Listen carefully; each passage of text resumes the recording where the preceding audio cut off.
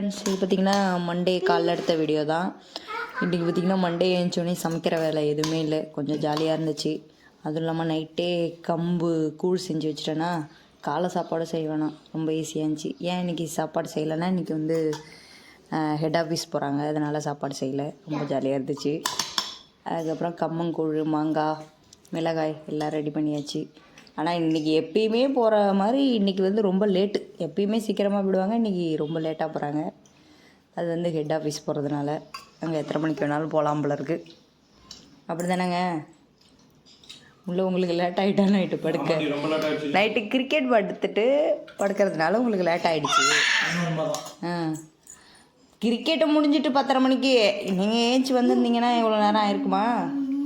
அப்புறம் காலையில் வேறு தண்ணி பிடிச்சிட்டு பால் வாங்கிட்டு வந்தீங்க. அந்த வேலையெல்லாம் நைட்டே செஞ்சு வச்சுருக்கணும். செஞ்சு வச்சுருந்தா இப்போ சீக்கிரமாக போயிருக்கலாம்ல. இதாக போயிட்டு இருந்துச்சா கிரிக்கெட்டு, ஸோ அதனால போக முடியல தான் காலைல போனோம். அங்கே ஜெயிச்சோடனே இங்கே எவ்வளோ வெடியை பார்த்தீங்களா நைட்டு? செம்ம இல்லை உண்மையாக நல்லா இருந்துச்சு. நான் கூட ஏதோ பொண்ணு வருதுன்னு நினச்சேன். உண்மையில் அதான் நினச்சேன், நீங்கள் சொன்னதுக்கப்புறம் தான் தெரியும் எனக்கு. ஆமாம், சாம்பியன்ஷிப்பில் 3வது முறையாக ஜெயிச்சிருக்காங்கல்ல. அதான் அதுக்கப்புறம் நான் கூட வர 11 மணிக்கு படுத்துட்டேன். அப்புறம் நீங்கள் 12 மணிக்கு வந்தால் அப்புறம் எத்தனை மணிக்கு தான் எழுந்திரிக்க முடியும்?